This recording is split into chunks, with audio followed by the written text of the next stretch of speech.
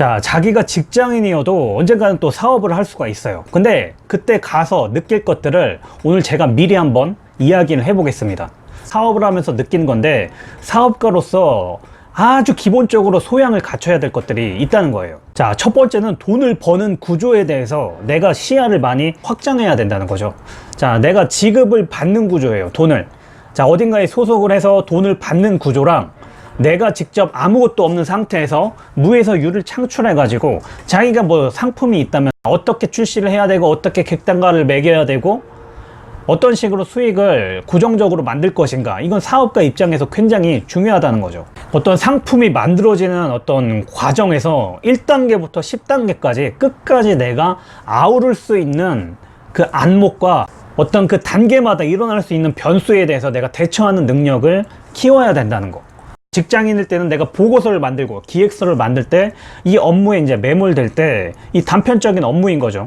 그런데 사업가적인 마인드로 볼 때는 이 보고서 한 편이, 자, 기획서 한 편이 이 회사 전체 내에서 어떤 영향을 가지게 될 것인가를 더 넓게 바라봐야 된다는 겁니다. 정부 지원을 받고 엔젤 투자를 받고 이 제안서 한 장이 자, 회사의 존폐를 가릴 수가 있기 때문에 굉장히 중요하다는 거죠. 내가 만든 거에 대해서 반대급부로 계속 지급받는 돈의 구조를 내가 직접 그 구조를 만들어 버리는 거죠. 두 번째는 진정성과 신뢰인데, 어쨌든 내가 직장인이면 직장 안에서는 우리 상사라든가 동료들한테 신뢰를 받아야 되죠. 그래야 팀장이 뭐 고가 점수도 괜찮게 줄 것이고 동료들한테도 좋은 평판을 받게 되겠죠. 그 바운더리, 자, 그 작은 경계 내에서 이루어지는 일들이에요. 자, 그런데 내가 직장 밖에 나와서 사업을 한다고 치면 이 테두리, 이 경계가 굉장히 넓어져요. 자기 협력 업체도 마찬가지고 어떤 고객한테도 마찬가지고, 자, 그 상품의 질이라든가 이런 것 때문에 그 회사 브랜드 자체가 당연히 흔들릴 수밖에 없어요. 회사에서 큰 실수를 저지르지 않는 이상은 월급은 따박따박 들어오잖아요. 무슨 횡령이니 엄청 큰 잘못을 하지 않는 이상은 월급이 엄청나게 깎이거나 하진 않죠. 하지만 내가 사업을 하거나 할 때는 이 한 가지 한 가지가 회사 브랜드, 회사 오너의 어떤 평판과 계속 이어지게 돼 있어요. 큰 브랜드를 가진 회사들도 그 대표가 도덕성에 결함이 있다거나 이러면 뭐 불매운동도 일어나고 굉장한 타격을 받지 않습니까? 직장인일 때는 나 혼자 잘해서 내 평판 올리는 거는 굉장히 쉽고 당연한 거죠.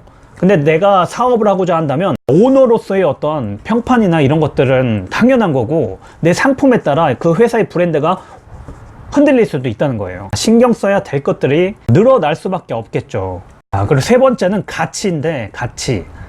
자, 그러니까 스스로 내가 가치를 매기느냐, 자, 누군가가 나에 대한 가치를 매기느냐, 내가 스스로 가치를 매겨나가느냐, 이 차이가 있어요. 자, 연봉 테이블에서는 어쨌든 약자일 수밖에 없어요. 그 연봉 테이블이 이미 정해져 있습니다. 그걸 이제 내밀 뿐이고 거기에 내가 도장을 찍느냐 마느냐죠. 안 찍으면 나와야 되는 거고, 사업을 하고자 한다면 내가 적든 많든 간에 그 가치를 내가 스스로 매길 수가 있어야 돼요. 내 상품의 가격도 내가 맞춰야 되고, 뭐 원가부터 하나하나 내가 모든 걸 다 조율해야 됩니다. 다이소처럼 정말 저가 정책을 펼칠 것인가, 아니면 프리미엄 상품으로 내가 만들 것인가, 이 하나하나가 내가 가치를 매기는 거예요. 그리고 그 가치에 대해서 지탱할 수 있을 만한 내 능력치나 아니면 상품의 질이라든가 그런 것들조차도 내가 스스로 매겨야 된다는 거죠. 네 번째는 이제 큰 그림을 그릴 수 있느냐, 이 여부. 그러니까 흔히 우리가 말하죠. 숲과 나무.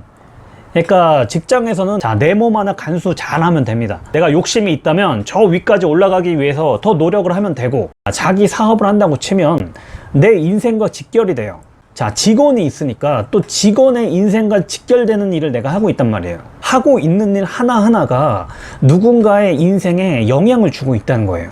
의사 결정권을 가진 사람들의 어떤 스트레스나 책임감이 클 수밖에 없어요. 어떤 운, 타이밍, 어떤 기회, 이런 것들에, 자, 이런 것들이 항상 도사리고 있어요. 자, 직장인도 마찬가지긴 한데, 내가 세상 밖에 나왔을 때 이 세 가지 요소가 그 사업에 영향을 끼칠 것들이, 그 변수가 굉장히 높다는 거예요.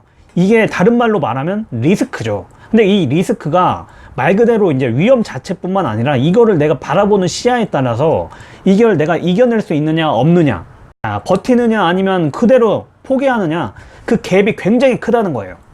그리고 그 갭을 버틸 수 있을 만한 이 마인드나 이런 것들이 장착이 돼야 된다는 거죠. 그리고 다섯 번째는 이 위임을 할 수가 있어야 된다는 거죠. 위임. 그러니까 내가 모든 걸 다 관장할 수 있는 능력을 가지고 있어도 어쩔 수 없이 위임할 수밖에 없는 이유는 이 시간 때문인 거죠. 내가 할 수 있어요. 할 수 있음에도 누군가한테 맡기는 거는 내 시간을 확보하기 위함이죠. 우리가 직장에서도 팀장급이 됐을 때 그 사람의 능력을 보는 건 그 일을 팀원한테 어떻게 적재적소에 이걸 위임해서 시너지가 전체적으로 날 수 있게끔 하느냐, 그 능력이 팀장에 달려 있다는 겁니다. 그러니까 여러분들이 사업을 하고자 한다면 가장 쉽게 바라볼 수 있는 게 그 팀장이에요. 내가 저 팀장의 역할을 스트레스 없이 잘 할 수 있을까? 아니면 정말 스트레스만 받고 난 못할 것 같은데? 한번 가늠을 해보는 거예요. 나는 그냥 나한테 주어진 일만 열심히 하는 스타일이다. 이게 잘 맞아요. 그러면 굳이 스트레스 받으면서 자기 일 섣불리 시작할 필요는 없겠죠.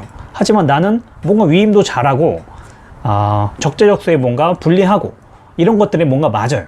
그러면 내가 사업 과정에는 어떤 마인드, 어떤 자질, 아주 기본적인 거 좀 가지고 있구나, 이런 생각도 할 수 있죠. 자, 어쨌든 내가 이래요. 두 가지로 나뉘는 거예요. 내가 소속돼서 일을 하느냐, 소속되지 않고 소속을 만들어 버리느냐.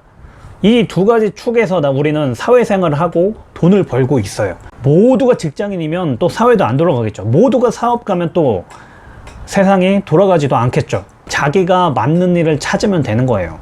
어제 출판사 미팅을 다녀왔는데 제가 심리 관련해서 책을 쓸지 창업 관련해서 또 후속책을 쓸지 좀 고민이 되거든요. 창업책을 내면 예전에 냈던 지식창업 후속책이 될 것 같고, 심리에 관한 책이면 뭐 직장인 심리나 마음이 가라앉은 분들, 이분들을 위해서 글을 쓰게 될 것 같아요. 어떤 책을 읽고 싶으신가 댓글로 의견 주시면 적극적으로 제가 수렴하도록 하겠습니다. 네, 고맙습니다.